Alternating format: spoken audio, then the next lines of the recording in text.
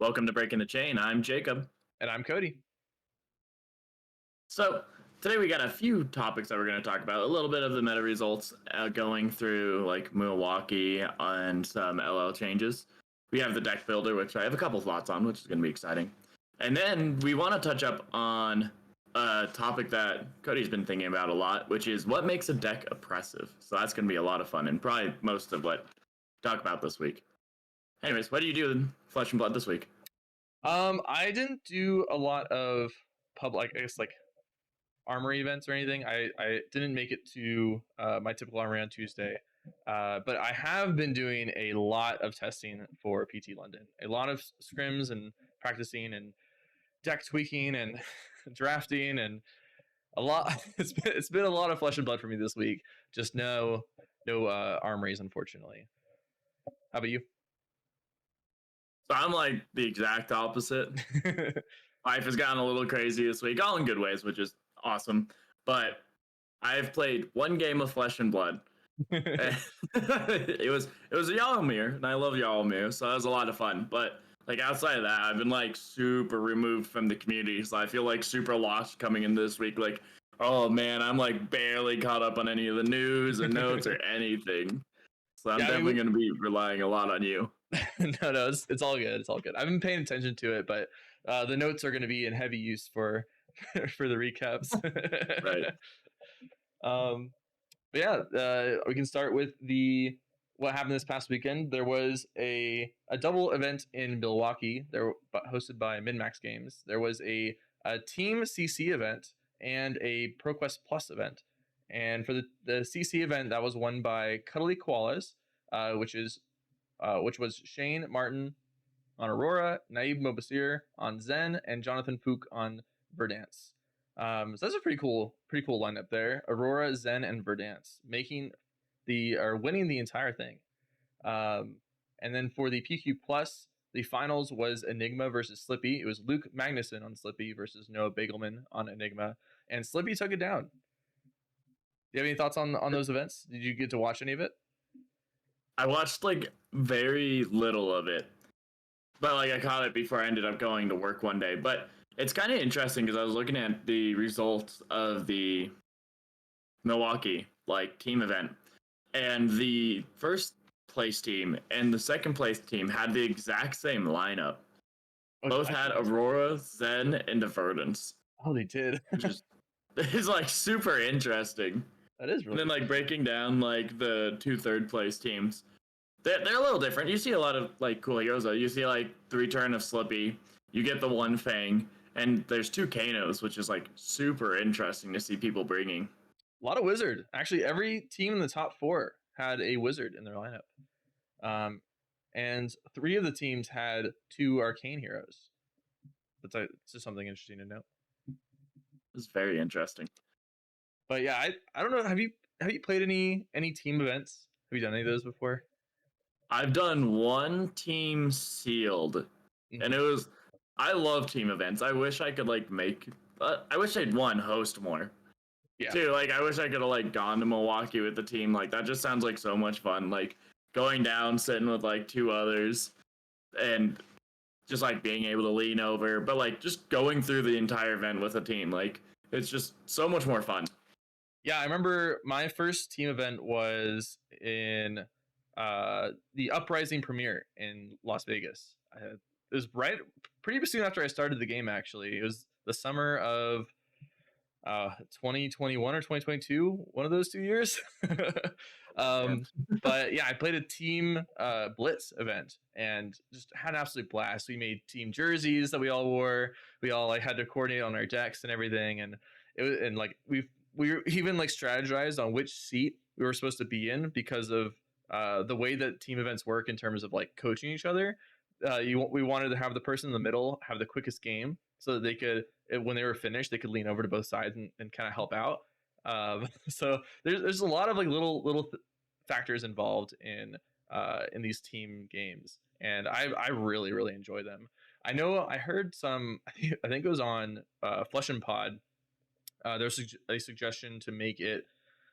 I can't remember what the term for it was, but like a true, not true.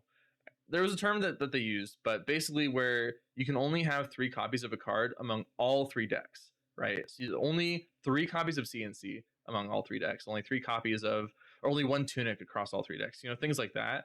And I thought that was actually an interesting little twist to put on it. But I do think that it is by itself just enough just to have 3 CC decks on a team. I think that is enough of a factor for me just to have a blast with it and have like the camaraderie and like the you lose your game but your team still wins it for you and you get to cheer each other on for it.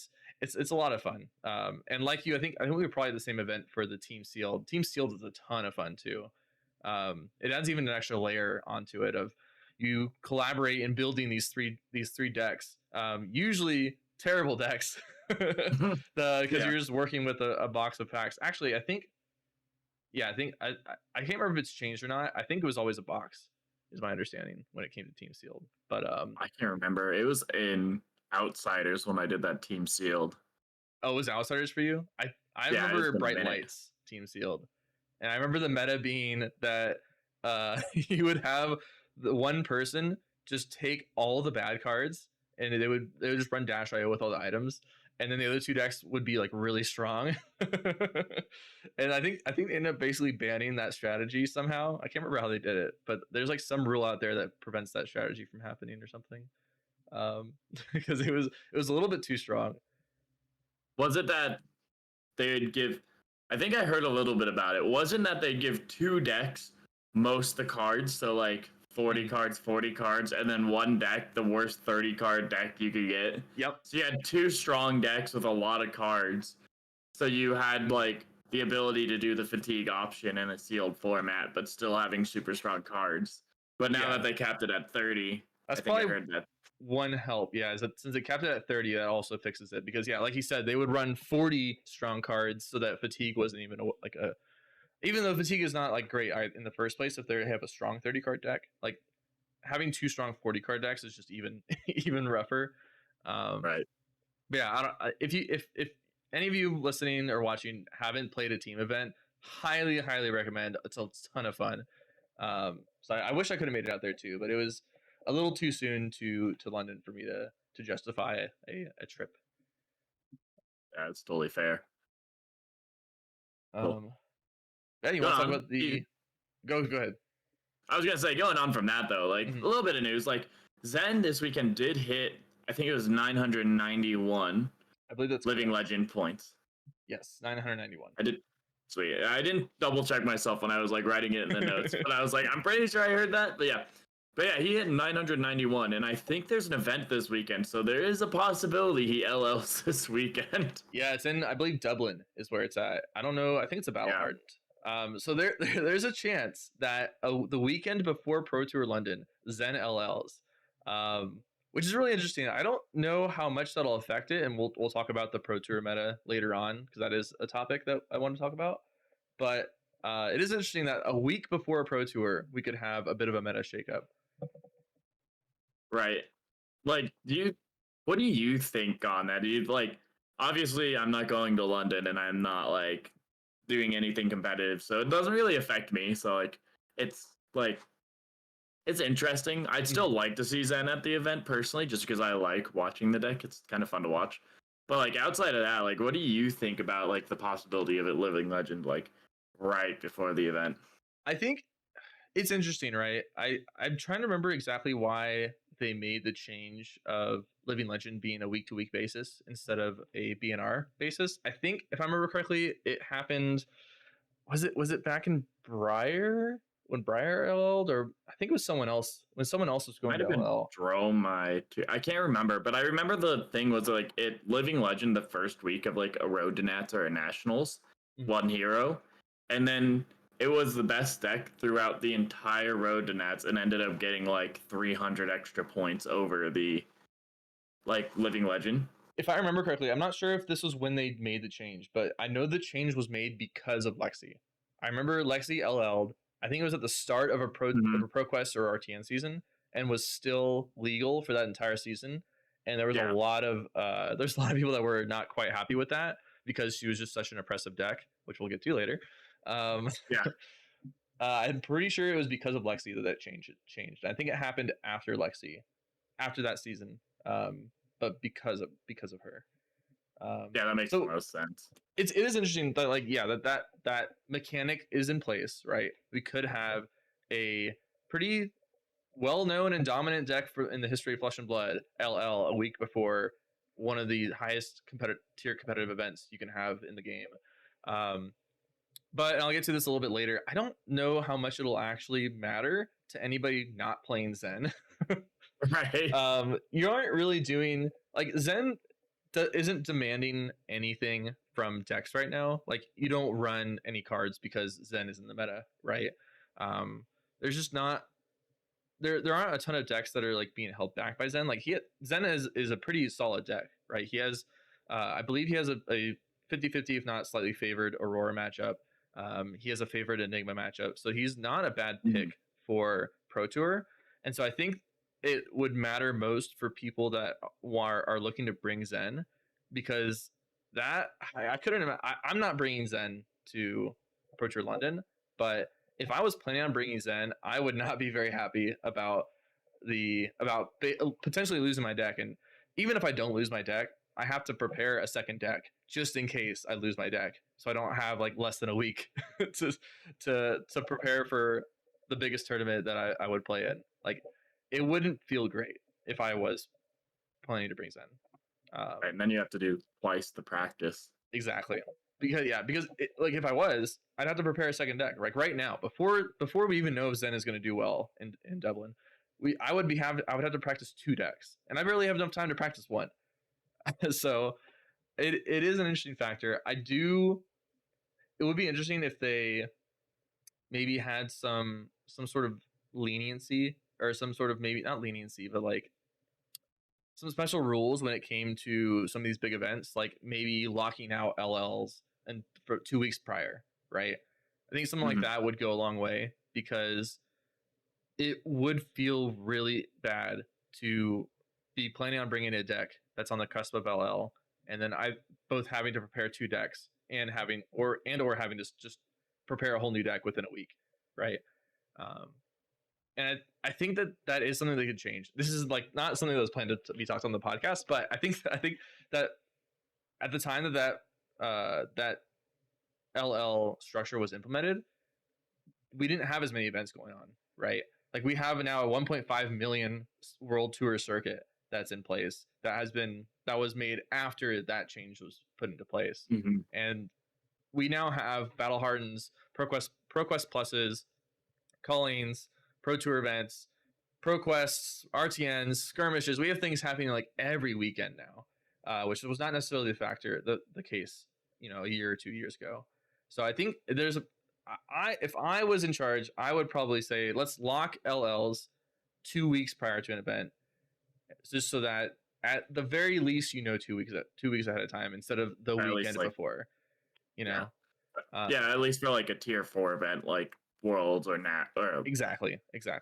So that's my opinion on it. I think I'm not personally affected by it a ton, but I feel for those who are affected by it a ton. I think that there are some pretty easy changes that can be made to improve the game for those people. Right. Cool. That was just something small I wanted to put in and ask you about, because I'm like, topic. I know it's like, it's a small little interesting topic, but like moving on, like the only like real news outside of like the Milwaukee stuff, or like the Milwaukee Calling and Battle Harden that came out this week, was there's a new deck builder on the Flesh and Blood website for Gem. Yeah. Have you toyed with it yet? I have not. I actually haven't either. I should have at least opened it up. How do you get to it? Like, how do you utilize it? So I have it pulled up. I just haven't toyed with it yet. But like when you go into your Gem account, you log in. Oh, it's there. And on the top, it says deck list. I know that you should be able to submit your deck list digitally. So if you have it there, you don't have to write it out and submit it to a judge. You can just submit it, or like select your deck list and submit it online, so they can just have it that way, which is a big boon for me, because my handwriting, big boon for the judge, whoever has to check my sheet, because my handwriting's not too great. But Yeah, and then from what I can tell, yeah, you can import your deck list from February. So if you make it on February, you can go down, import from February, put in the link, and then you'll have your deck list there. Okay, okay. Yeah, and if I remember correctly, this is premiering this weekend at the event in Dublin. It's where they're first trying this out, and it'll also be in place for Pro Tour London. Um, this is a huge deal, by the way. I don't know if anybody else is not as hyped about it as we are, but this is like you said, like having to hand write these these deck lists is a pain. It is not fun. You can have errors. I know some people that have made accidental errors when they hand write their deck lists, Mm-hmm. and they're also like I have a printer, so it wasn't quite as affecting me for like local pro quests and RTNs and stuff because I can print out my deck list pretty easily before I head over. But not everyone has access to a printer, and so they have to hand write out their deck lists. Otherwise, they pay money and drop by a FedEx or something. So this is just a huge improvement, right? And like you said, you get to upload a link from February, which is what most I think 99% of people use to build their decks anyway. And so they don't have to add the cards in manually or anything. They can just copy a link over. They get to submit their deck list to these high level events within a an LSS owned product, which is it's a huge upgrade. Right. And like again, kind of what I was like joking about earlier, but I think it's like also gonna be hopefully, I don't know much of the judge side, but I would hope it's a huge boon for judges. So you don't have people with like terrible handwriting that don't have a printer, such as me.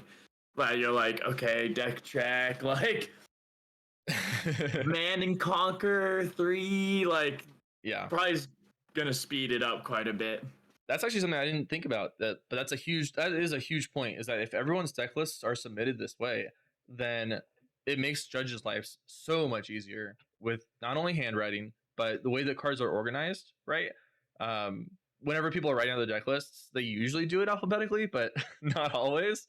So it just helps with that. Like they probably can have the images auto populate so that when they're doing a deck check, they can just glance over at the images and not have to like quite make sure that read the name of the card off of the deck list and have to match that to a card in the deck. It is a very huge accessibility feature in that sense. I think there's also a chance that this allows one of the major arguments I've heard against hero specific bans is judges deck checking cards. Um, so this is potentially a new way to allow for hero specific bans to be a little bit more easy to implement, right? Because if you have a digital upload like this, then it can easily flag any cards that are banned, right? And Oh yeah. it can make those distinctions between different warriors that have different cards banned too. Like let's say, um, or like let's say that you want a certain card banned in Aurora but not in other Rune Blades, right? You could do that a little easier, and the judges wouldn't have to keep an eye on that as closely, um, which is one of the arguments that I heard against those types of bans. So just a little That's note like about that.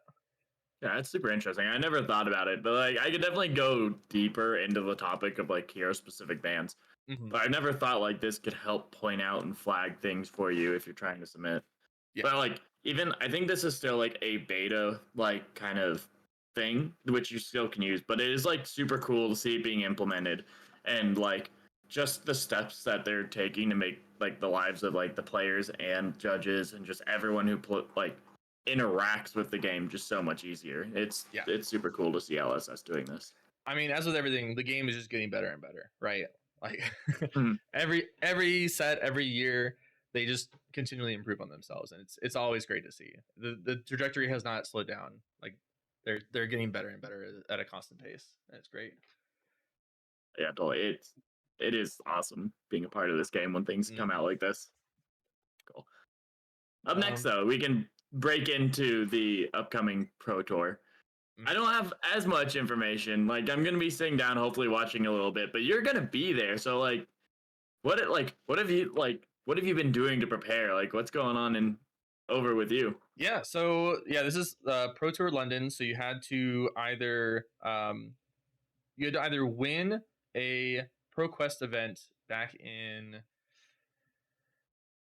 was it January? I think it might have been early this year. Yeah. I think Yeah. I think it was early this year. No, maybe it was late last year.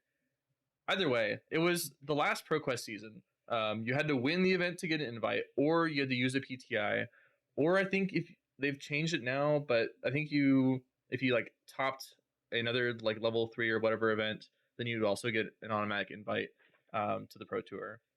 So the players playing in the Pro Tour qualified in one of those ways. Oh, also Elo. Elo also can get you qualified. Um, right? Or maybe I could be mistaken. I know I it think can get Elo. you qualified for nationals. I've never been high enough in Elo to even like really think about this. Maybe, yeah, I might be mistaken there. I thought Elo did, but I could be wrong It actually. might. But anyway, the people that are playing in it had to qualify in one of like a handful of select ways. It's not an open tournament. There will be open tournaments there though, because there is not only the Pro Tour, there is a calling, and it's either a battle hardened or like a world championship event. And I might be misremembering nationals actually. Pro Tour London. Let me just double check. I want to get all the events that are going to happen there. So there I know is. that they always try and stick a like battle hardened Mhm. calling. It's like Friday, Pro Saturday, Tour Sunday event. events. Yeah, Yeah, for they're majors. always like sticking so much or as much as they can. Yeah. Okay, so yeah, there's a calling that is classic constructed. There is a battle hardened that is living legend format on the following Sunday. And so there's a super armory too, but I don't know. I'm not seeing some information on that on the page. They said it at a glance. But yeah, I will be participating in the Pro Tour. It is a multi-format event, meaning that there will be both classic constructed and draft rounds. And unless they've changed it, how it usually works is that the first 4 rounds are Swiss classic constructed. It's all Swiss. And then the following 3 rounds, there's 7 rounds the first day. The following 3 rounds are draft. It's one pot of draft. And then if you are X3 or better, you make day 2. And at day 2, you start with 3 rounds of draft again with a new pod, and then you'll do 4 more rounds of CC. And then I believe it's all X2s guarantee make it, and I think most X3s make it to top 8 at that point. I'm not exactly sure what scores break down for making top 8 or not, but then there's top 8, and top 8 will play obviously for the major pricing. Which this one, the first place is going to get $50,000 cash, a gold foil legendary black envelope, qualification for Pro Tour APAC, and the coveted Champions prize card.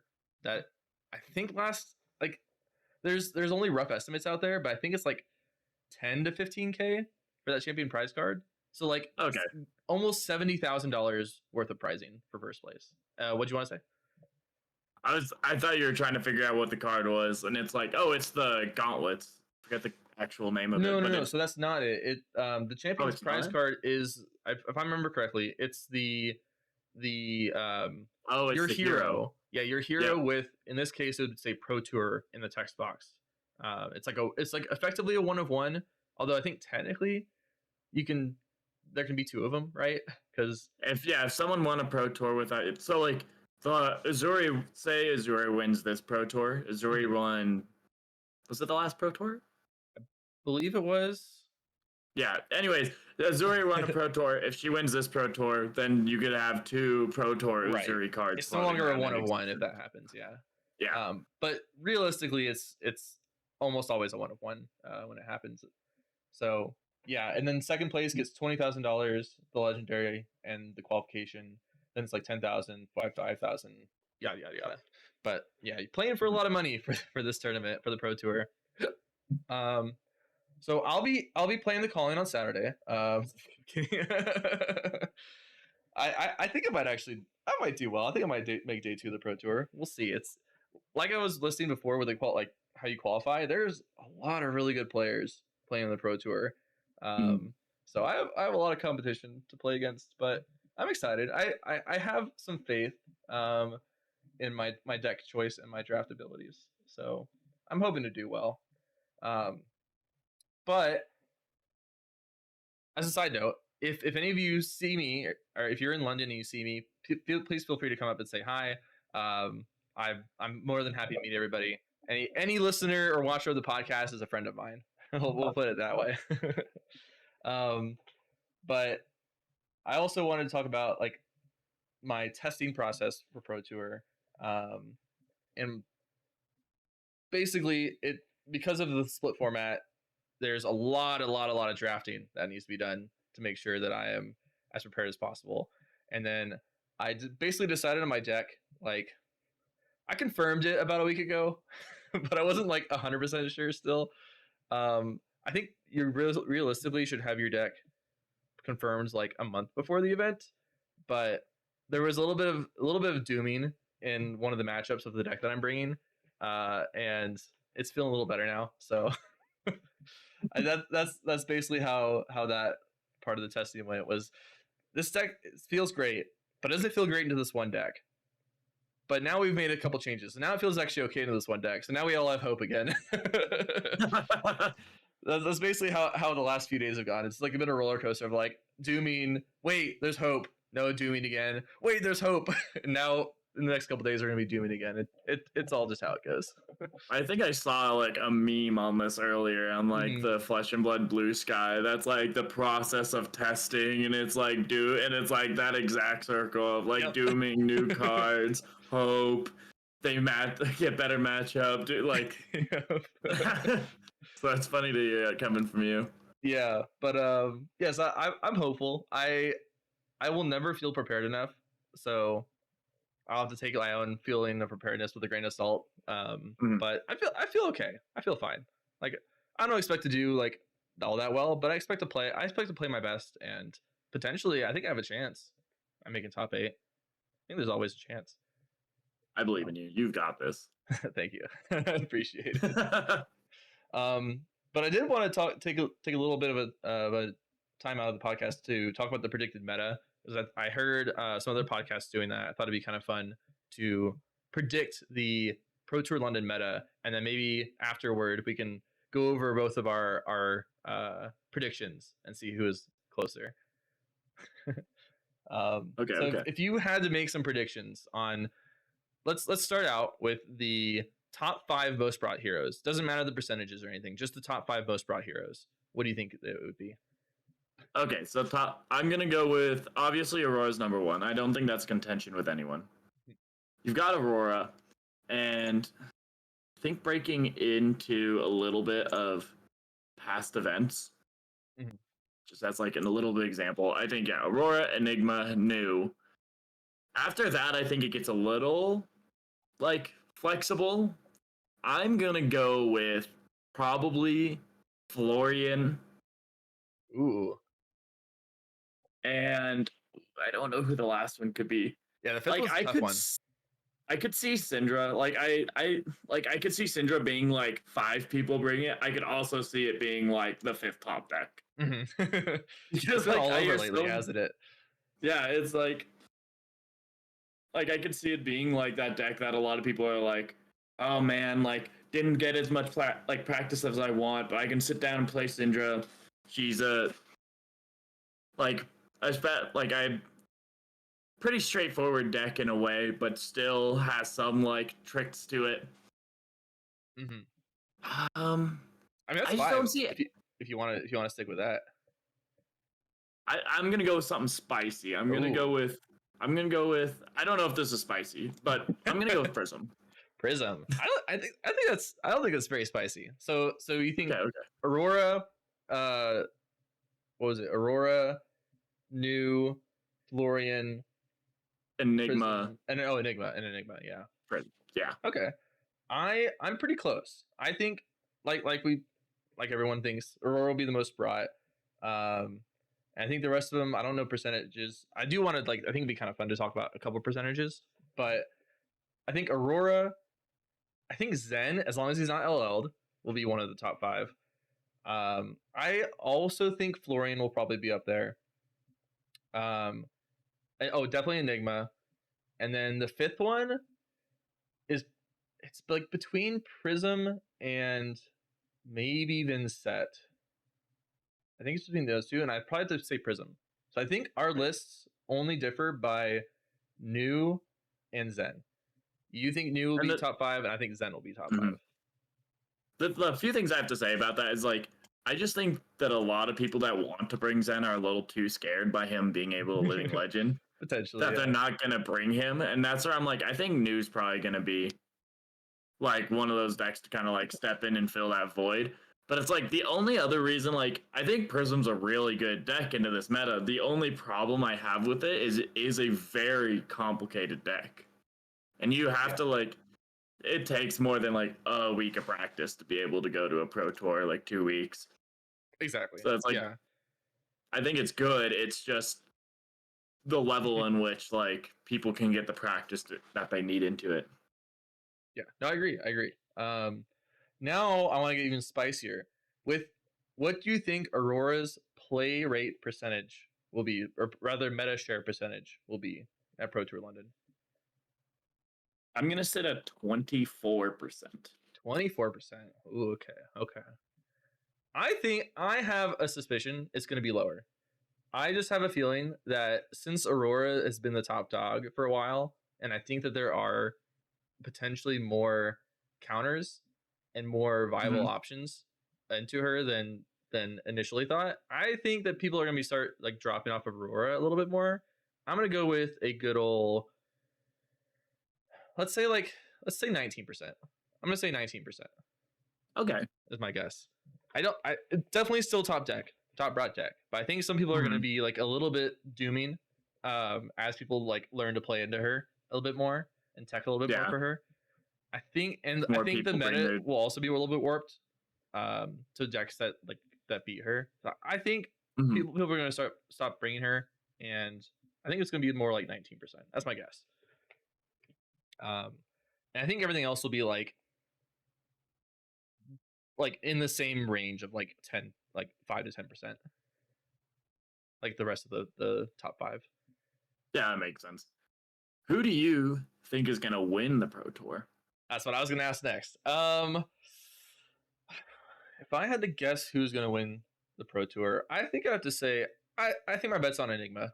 I think Enigma is still a very very solid deck, and I think just somehow always gets there.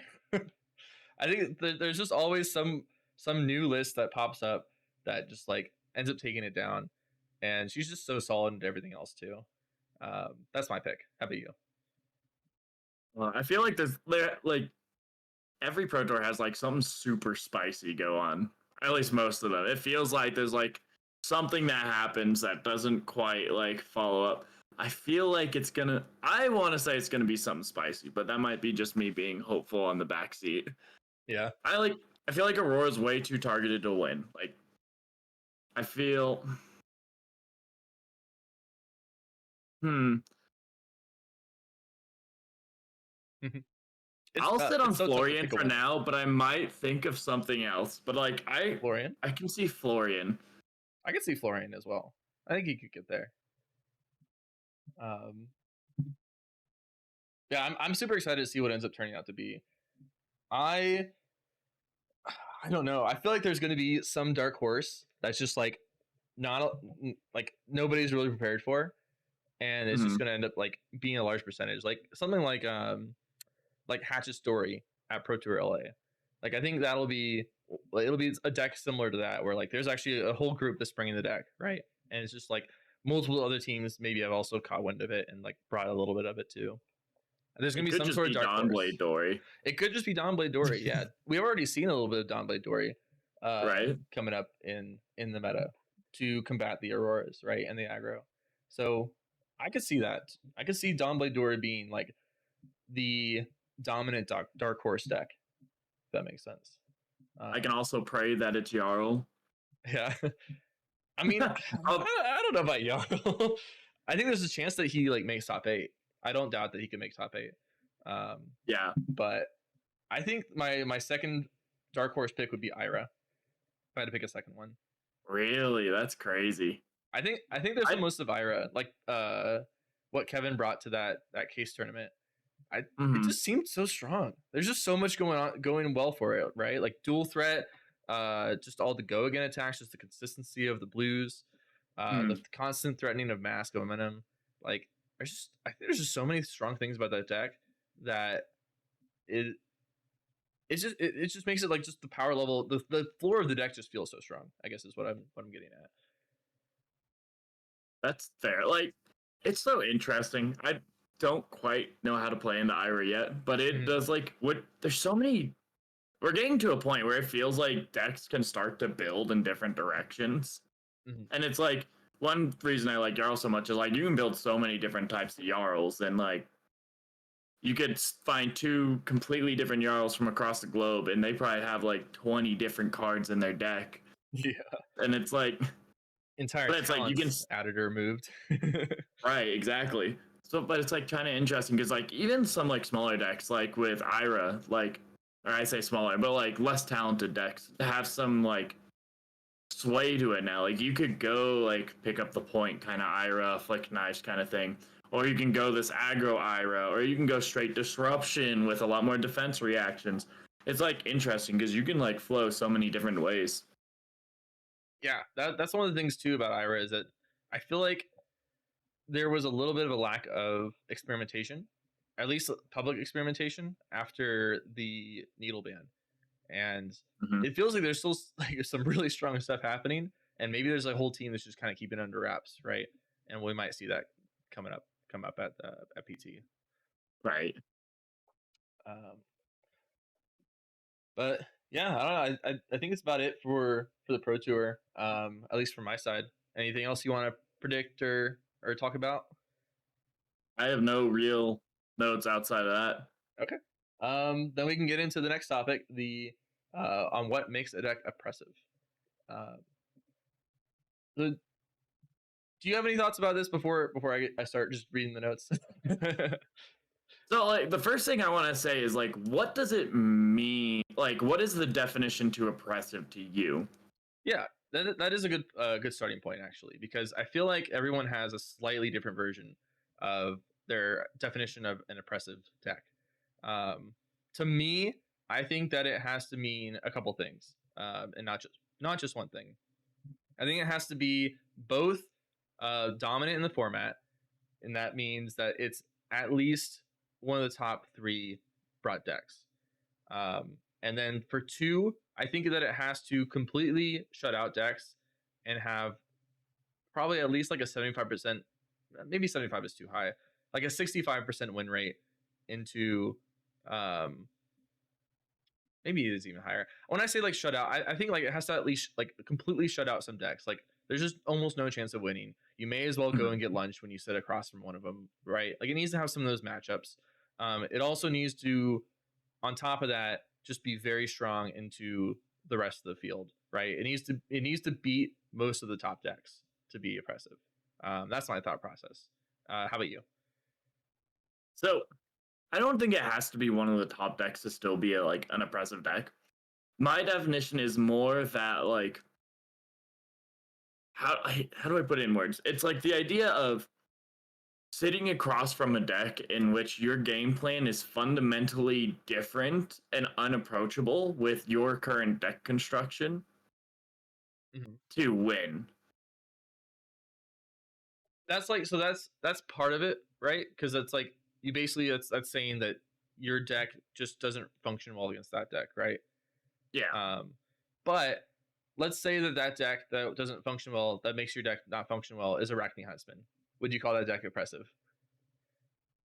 I get that's a good point. You have a good point there. Like That's what I get at with like the top meta share part. um that's fair. I do think that maybe I'm on the extreme side of it. I don't think it has to be a top three deck to be oppressive. I think that's probably a little more extreme. I Maybe like top half. Yeah, maybe. I'm trying to think of maybe like an example in the current meta would be well, I mean, I don't want to get into the current meta, I guess, because we're going to talk about that a little bit, but I guess it needs to be a large enough portion of the meta where you feel like you can't comfortably bring a deck because of that deck, if that makes sense, right?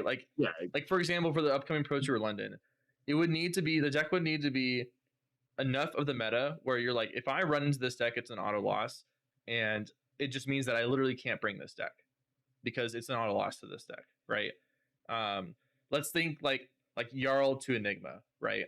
And I think Yeah. that's fine to like make this comparison ahead of the rest of the conversation. Like if Enigma was the number one brought deck could you bring Jarl? Do you think that there's any chance you could bring Jarl to a turn? No, there's 0% chance. Yeah. You are playing Gem Lottery when you play Jarl. It is the idea of like Enigma's probably going to be number 2, and if you can like skip number 2 in like the meta, then you're good. But outside of that, Yeah. So that's my thought of like, yeah, to be oppressive, it has to actually oppress.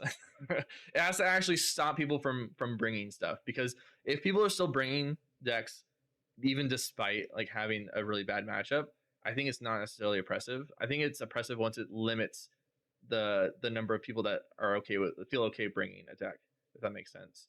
And so with that, I do want to get into like at least these are like some of my points about what makes the deck oppressive. The first one being the meta share and dominance, right? So we'll start with an example with what everybody's thinking of is Aurora oppressive? That's kind of like where the base of this question, but the base of this topic comes from. Like, is Aurora an oppressive deck?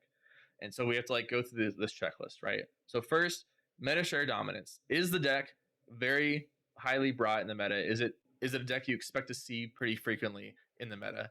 And with Aurora, it checks that box pretty easily, right? It has been the number one brought deck at the last handful of tournaments, right?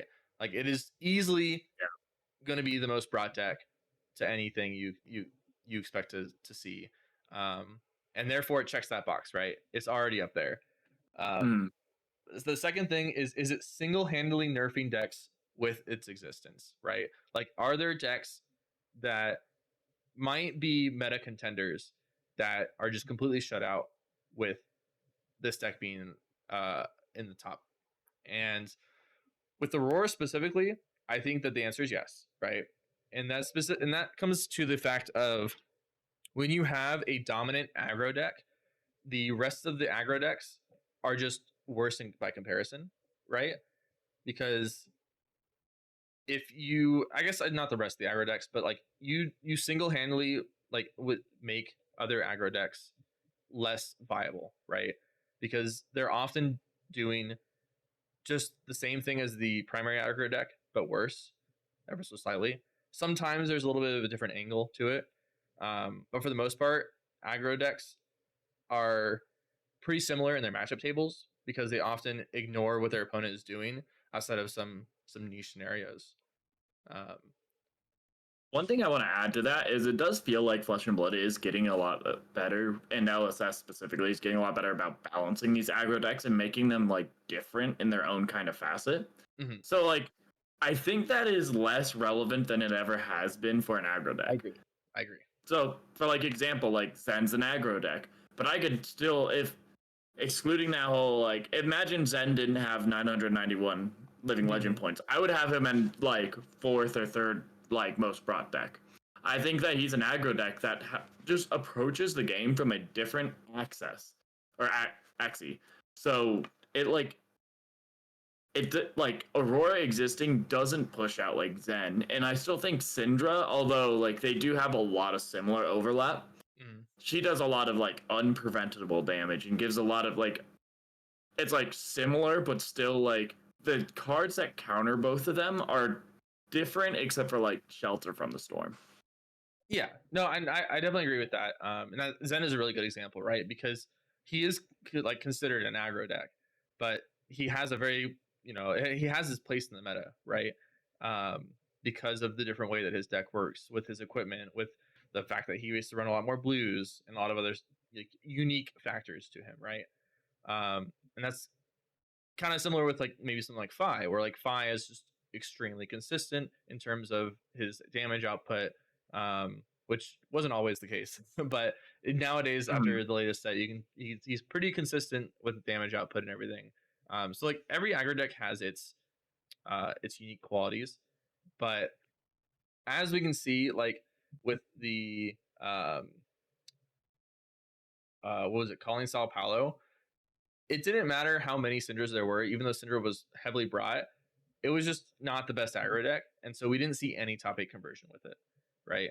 And so I guess that's what kind of what I'm referring to. I think it's probably a little bit of a loose argument because of what you said, but I think it still is the number one aggro deck, and therefore it's oppressive in the fact that it often doesn't make sense to bring a lot of these other aggro decks because of that. Right. And I do think you have a point that it is pushing out Syndra. Like Syndra is not the best aggro deck because Aurora exists.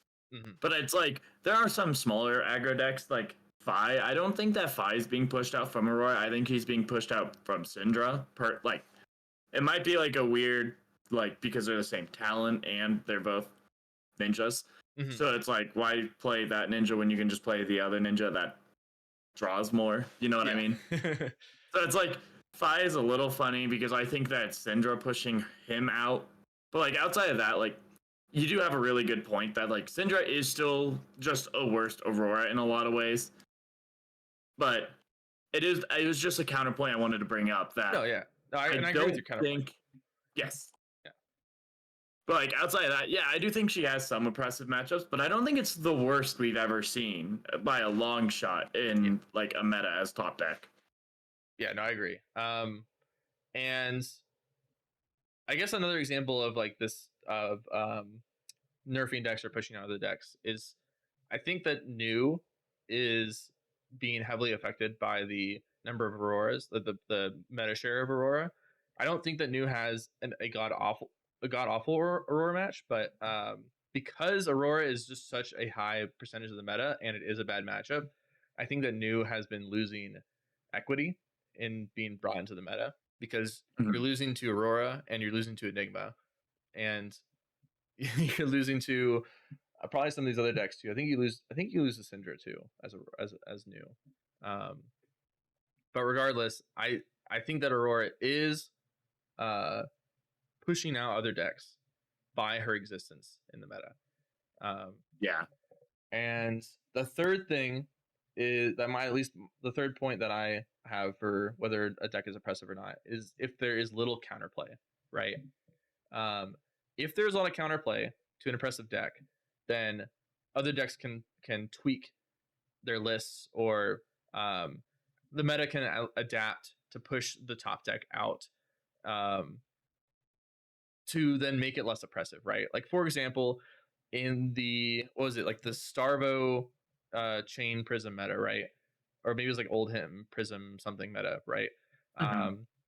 There one of those decks might have been oppressive, but because other decks existed and were able to come up and counter them, they weren't as oppressive because they became less of the meta share. They were still obviously oppressive, but it reduces that factor if the meta can come in and adapt to it and push the top deck back out a bit. What I'm trying to get at there is like, even though Aurora right now is a top broad deck, if the meta evolves and there are decks that counter it and people bring more of the decks that counter it, it'll push the play rate of Aurora down, and then therefore other decks can thrive, right? Basically, whether or not the top deck has the ability to become a less top deck, less meta share deck, can reduce its oppressiveness, because then it allows other decks to come back into the meta. Maybe I'm explaining that poorly, but kind of like the idea of like Oldhim's been like back way when Oldhim was introduced. He was in the game, but he didn't like show up or really affect the meta like until Prism left, like the original Prism. Like he's still a deck that could like get in there and hold back other decks with his gameplay of just like defending out until you kind of ran out of cards. But it was a situation in which he didn't really show up until the original Prism left, because that deck pushed him so far down, he didn't have the ability to like kind of like pressure all these other decks to change how they play. Yeah, exactly. And then in that hand, like, so when it comes to a little counterplay, what I'm getting at there is that basically whether or not the meta can actually react to it, right? Like, can the meta actually evolve in order to push the currently oppressive deck back down? And when it comes to a little counterplay, what I'm trying to get at is like for example, if Prism was the number one deck in the format, if it was the oppressive deck right now, the counterplay would be to add poppers, right? For her, mostly 7 power poppers, but poppers in general, if you have a high density of them, are really good regardless. And that's why post book bannings, post tome being gone, Guardian actually has a pretty good matchup into Prism, right? Because poppers are a counter to her now, at least more so than it was before. Mhm. And so that's an example of some counterplay of how the meta can react and push it out, right? Another example is Arcane Barrier, right? Like let's say the top deck was Kano, because Kano always it can't like you were mentioning before about the cycle of going around of like Kano's good. Oh wait, maybe Kano's not good. Now Kano's bad. Wait, because since Kano's bad, Kano can be good again. You know, it does this little loop. The doom cycle of Kano. Yeah. So like Kano has the same thing of like even if it was the top deck, people could bring more AB, more Spell Void, and they have some counterplay to it, right? And so because of that, he can almost never be oppressive because there's too many tools to be able to make him not oppressive. So now when we think about this in the form of Aurora, what counterplay is there to Aurora? Well, So this is where I think her as an oppressive deck actually kind of falls apart. yeah. Like considered like as high as an oppressive deck as most decks, because I think a lot of the counterplay can be put in as like 0 for 4 D reacts. And the thing about the 0 for 4 D reacts that like normally putting in something like a popper, it doesn't align with like your game plan a lot of the time. So like going in like to a prism matchup as say like Syndra and you have to put in a popper in your deck, she's never gonna play that popper. It is purely there. It doesn't align with your game plan. And I could see the argument of like, oh yeah, but a 0 for 4 D react like doesn't align with your game plan as like another aggro deck or like some of these other like more like fast decks that want to use their cards on offense. But the idea of an offense deck is like usually from I play Guardian, but from my understanding, a lot of the aggressive decks is you're trying to get the most value out of your cards. Mhm. And the 0 for 4 defense reactions are still just cost 0, block 4, hitting that above rate value that you want just on the opposite end. Mm. And that's where I'm putting a little bit of like the cat like again playing the devil's advocate here. Mm. This is where I think a little bit of like is Aurora oppressive? I'm not saying she's not, but I think this is where a little bit of this argument can fall apart because the counterplay is easy for a deck to put in with I don't think ruining a lot of the deck construction. Yeah, I get that point. I think that maybe a better example of not having a lot of counterplay is back when Zen had Bonds of Agony, not Bonds of Agony, Bonds of Ancestry. Oh yeah. I think that was an example of a deck that had little to no counterplay, right? The only counterplay I think I saw was mechanologists running a lot of T-bones and magnetic shockwaves to try to get rid of their equipment before they transcended. And that was about the only counterplay that Zen had because most of his power came from a raw damage output, right? Mm-hmm. And raw damage output being too high, making the deck strong, not really having on hits and stuff, really makes it it makes very little counterplay opportunity, right? Because what is the counterplay? Well, the counterplay is just being above rate as well, and not a lot of decks can just be above rate in damage without having presenting actual on hits and whatnot. Mm-hmm.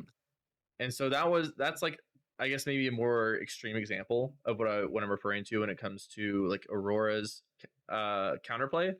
And D reacts do help, right? They help you match her value, but I think the real counterplay involves stopping her on hits because she does have on hits, right? She has burn up Mm-hmm. shock, and she has CLV, and so there's things like maybe having spell void for their sigil of suffering, D react play on the CLV turn, or the zap clappers play, or having being able to float extra resources for that same play, or having D reacts to stop the burn up shock on hit, or having ward on board to be able to block breakpoints better, right? Like those are all examples of counterplay to Aurora, right? To devalue some of her stuff and to then gain an edge in the matchup, right? Mm-hmm. So I guess what I would say is that Aurora, in my opinion, Aurora does have counterplay because you can block out some of her stuff and devalue her hands that way. But it is little counterplay because the problem is that most of her decks just converts to 0 for 4s, right? Um, and it's kind of hard for a lot of decks just to match that rate that she has. And so that was my thought process there of like she has not a ton of counterplay because of like the new example that I think I've given before. Of like if new hits Aurora and looks at her hand and says, "Which card do I remove? Do I remove this Rabble? Do I remove this Scar for a Scar? Do I remove this this arc? There's like a 0 for 4 that if you fuse, you get it gets Fine go again. lightning. Entwine Lightning, or do I remove this Burn Up Shock? Right, like you have an option, I guess, but and they have an arsenal card. Like, what do you pick? You pick which 0 for 4 you want to pick, right? Like, Right. The problem is more that like the disruption isn't quite there because the rate is just so high. The natural rate is so high. There is counterplay, but I think there's little counterplay, if that makes sense. Makes in that sense. front. I think something else to bring up is, which I think it comes up in the conversation of whether a deck is oppressive or not, but I don't think it's quite relevant, is fun or unfun mechanics or playstyles, right? Like whether or not a deck is fun to play against. I think a major example of like a deck that people claim is unfun to play against is Illusionist, right? A lot of people will play against Illusionist and they feel like they've lost the game without having any agency, right? Like they feel like their opponent was able to build out a board really easy. They high rolled a little bit and the game was lost from them and they couldn't do it. There was nothing they could do about it, right? And I think that there are some other factors involved when calling an illusionist oppressive. And I think that in general, illusionists are oppressive decks. But I think that like whether or not a deck is fun or unfun to play against is a large factor that is not, and people use it as a large factor of whether a deck is oppressive when it shouldn't be the factor. So I just want to bring that up. Yeah, I get that. I do want to say I don't think it means a deck's oppressive, but I think it's a good like gauge to tell if a deck's oppressive because people have less fun when it feels like they have less engagement. But to say they have like to say that you're not having fun and it means it's oppressive, it's not the same. It could be that like, sure, like you just personally don't like playing against new. Like you could be the ninja or the like Aurora in the new, and it's like personally, I don't have fun playing in the new. I don't like that she looks at my hands, whatever. That doesn't mean new's oppressive. But you can generally look and see like like the feeling of a lot of people on Enigma, and you can see like a lot of like maybe not, but like I do think that you can tell like if a deck is like widely disliked to play against, it usually is like a sign that it can be oppressive. But personal feeling I think should be personal feeling should be like redacted. I think that a general feeling could be like argued for. Yeah, and I agree with you there, right? If people are not having fun playing against a deck, it is likely an indicator that it has some of these traits of being an oppressive deck, right? But I just want to put out there, like, I know that a lot of people have been talking about how unfun it is to play against Aurora. I just want to make sure that that's like not a factor in it being an oppressive deck or not. But those are my main like checkboxes for whether a deck is oppressive or not. Do you have anything else to add on those checkboxes? I think that's actually a lot of really good points on like what does make a deck oppressive. I was able to like do my like devil's advocate, like step on the side and be like, oh, okay, like this is like kind of the counterpoint, but yeah, past that, I don't have anything. And I guess like before, like the answer might already be obvious, but before giving the answer on whether or not Aurora is oppressive, I want to give a couple other examples on some other oppressive decks. Like I just mentioned, Illusionist is generally oppressive, but it depends on the meta share, right? Like Dromai, when she first came out, she was arguably oppressive, but she just wasn't part of the meta, right? She was the Arachne Huntsman of the meta for a long time, right? people Hmm. like she wasn't good enough to actually be hindering other decks from existing, right? She had 90-10 matchups, but she didn't have a ton of them to the point where she was like a good deck to bring for a while, right? Hmm. But once she got Tome of Imperial Flame, then she was pretty oppressive, right? Because now she was showing up as one of the top decks.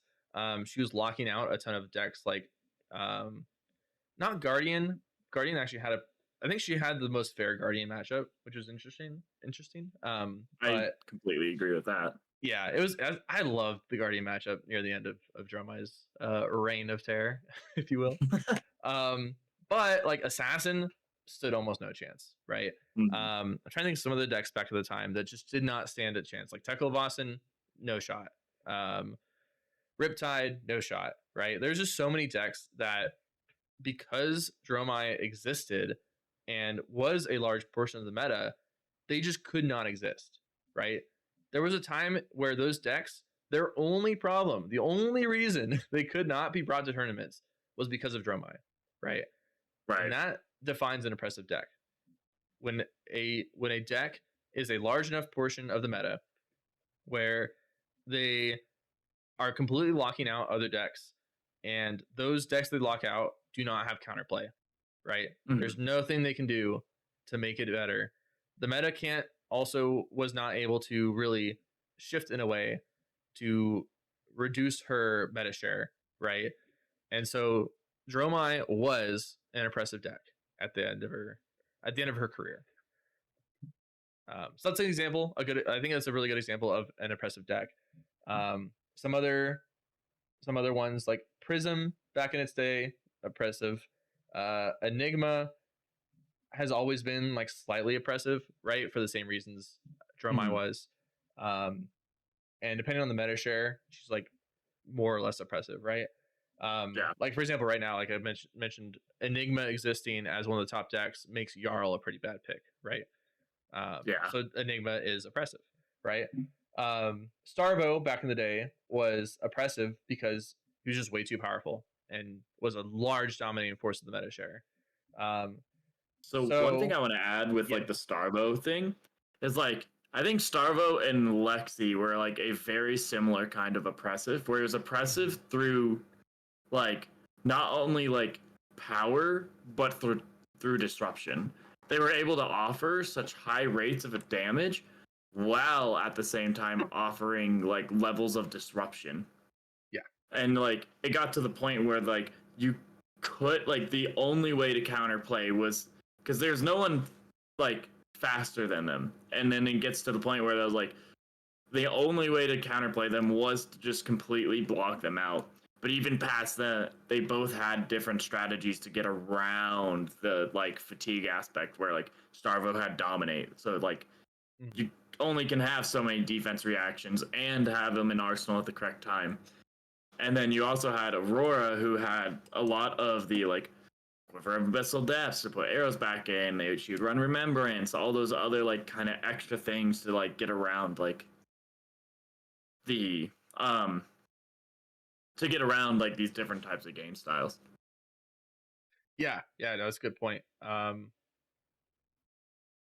Yeah, oppressive but through too many options and not necessarily like board control or like yeah, and that is a differentiator. Like Zen was oppressive, but mostly because his damage output was his raw damage output was just so high, right?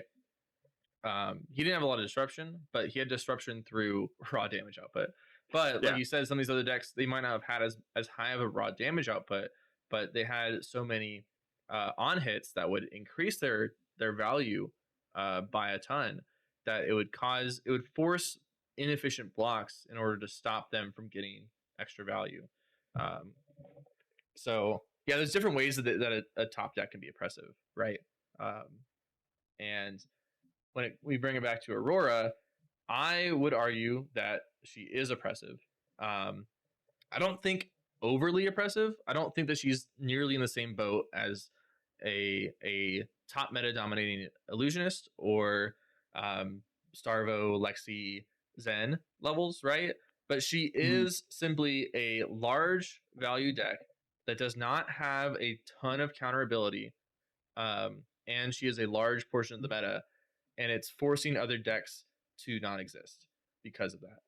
And so, therefore, in my opinion, Aurora follows the definition of an oppressive deck. I will go on. I do think Aurora is slightly oppressive. I don't Slightly think that oppressive. she's. Yeah, I'm like, I don't think she's anywhere near like what most, if not all, the meta decks have been since at least I've joined the game. Mhm. I think the only deck that I could like argue since I joined in Monarch Tales kind of area that has been less oppressive was KO. Like when KO was the top deck, and like you could still look back on that and say he was like oppressive in his own right. Mhm. Yeah, I think that is something that I want to be a little bit careful of, is not just labeling the top deck as oppressive just because it's the top Mm-hmm. deck. I think that it's important that if it doesn't have a lot of counterplay, I think that's like the biggest differentiator, right? Like, Yes. can the meta change to stop the dominance of this deck? Yes or no? And as of right now, we have not seen anything. We have not seen the meta been able to shift to stop it, right? To lower the equity of bringing and playing Aurora, right? So because of that, that's why I call it oppressive. Because if nothing changes, she will remain the top deck as of right now. That's why I define her as oppressive. Slightly oppressive, but still oppressive. Kind of the reason I think she's more oppressive is like I think decks have adjusted and still been able to have good matchups into Aurora, or like okay matchups into Aurora. I find it that like kind of your point earlier where she does lock out some aggro decks just from existing because she is 0 for 4 deck. Like she's going to do the best value every turn out of any deck, and that takes some decks and just makes them pretty irrelevant. Mm-hmm. And that's like I don't think it's oppressive from the standpoint of like there's not counterplay. Like I think there are points when like, oh, turn 0 CLV. Oh, and then I dealt an arcane damage. When you did all that, I drew, and oh, 6-card like crazy stuff. Like I do think yes, there's some like hands that just like blow up that kind of way. Like, oh, I drew the natty flicker wisp, like arc lightning combo with my CLV up. Oh, boom, boom, boom, boom, boom. Like there are like instances of that, but I think for the most part, you're gonna have to sit down and be able to have a good game with a lot of like choices and opportunity to change how you want to play, flipping like I forget what people call it, but it's like I think there is like levels of counterplay. It's just like that 10% where you don't have that counterplay, and aggro decks are the ones that are being like regressed because she exists. Yeah, and on your first part, I don't think that anybody would call Kano oppressive because he can, wildfire combo you on turn 0 sometimes. Like Yeah. that like it can happen, but that doesn't necessarily make a deck oppressive or not. Like any deck can high roll. Well, most decks can high roll in this game. But yeah, it has to be like consistent. Like the consistency is what matters, right? Which is why like just having those consistent value turns back to back is what makes her really strong, and therefore with other factors oppressive. But yeah, was there anything else you wanted to say on that topic? No, I think I got most everything that I thought about the deck. I think it was a cool and interesting topic because we both had like differing viewpoints on Aurora, but like I wouldn't say it was like completely different sides of the spectrum. Oh yeah, it was just like, oh, like I think this a little bit, I think this a little bit, and it's like I think it was still very interesting to like talk about, but it is interesting because it is mostly a subjective term, right? Whether it's oppressive, like you can boil it down to some like non-subjective, objective. You can boil it down to some objective facts and checkboxes, right?